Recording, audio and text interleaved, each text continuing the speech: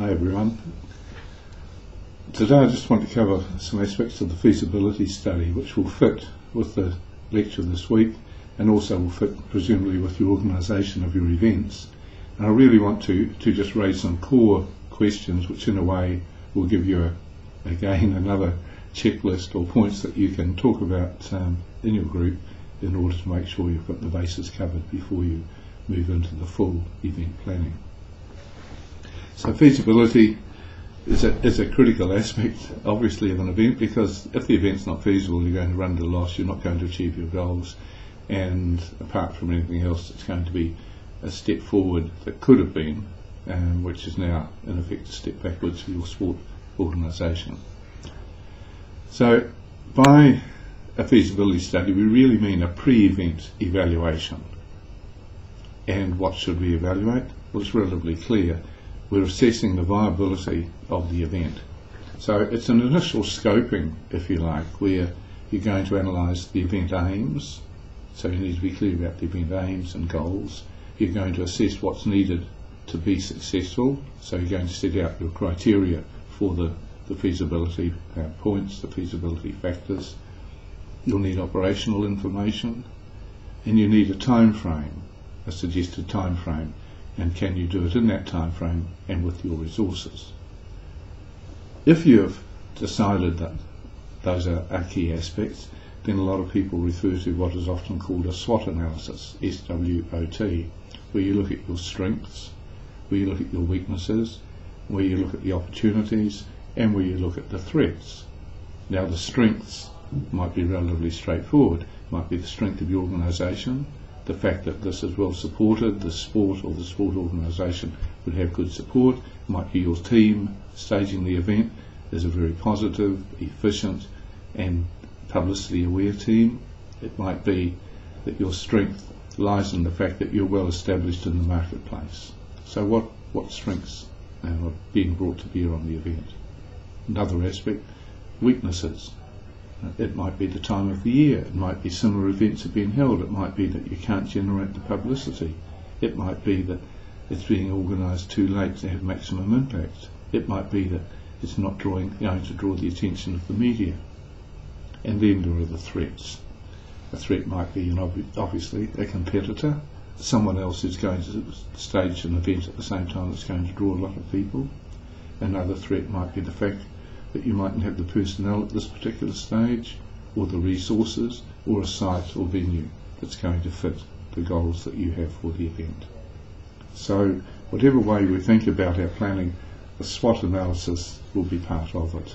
It might underpin the various aspects, or it might be something where you specifically focus on those four factors.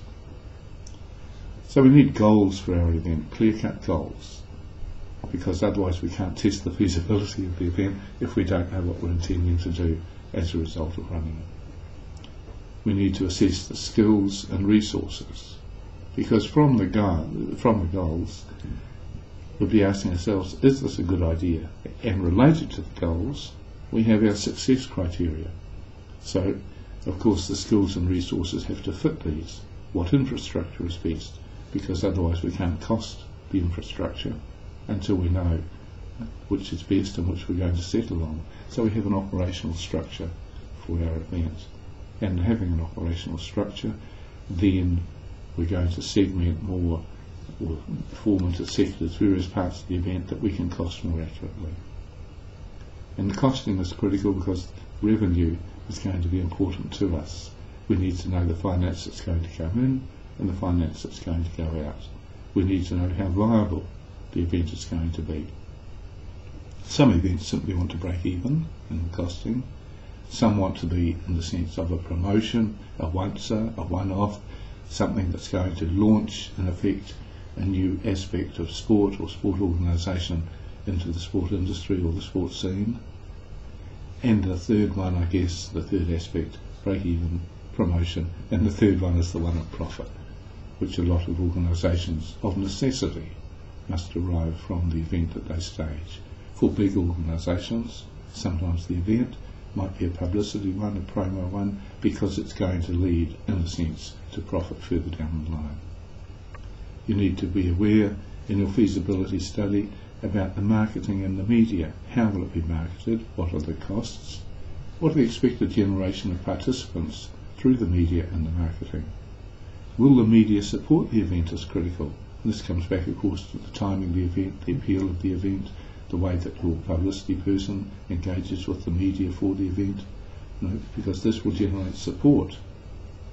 Without support, then there's no event of the worth that you would want. So feasibility is really, as I said, a pre-event evaluation. In the lecture this week we covered a whole range of aspects which costing would be related to. So within those areas of, for example, goals, skills and resources, revenue, operation and marketing, media and support, you can readily start to delineate subsections or components and work out the costing. Or you can make up, of course, which is even more preferable than someone suggesting one way, you can make up your own checklist where you might have your goals and then you might have the date, you might look at competitors to see if there's anything else on, then you've drafted a program, you look at the implications of that for the costings in the various areas that we talked about in the lecture this week, you look at the marketing, and you look at the reality at the end of break-even, profit or promo. And it's an oversimplification, but it's one that you have some detail on this week, and I wish you well in the way that you use that, or any feasibility study, because the main point is that you carry out a feasibility study, that you do a pre-event evaluation to ensure the viability, to ensure that it's going to be marketed and reach to people, to ensure that there'll be participation. I have no doubt that, given the skills you have, that each of you will be involved in the event that's worthwhile. And I look forward to seeing them and to seeing the feasibility being justified in your planning and reality. So good luck, folks.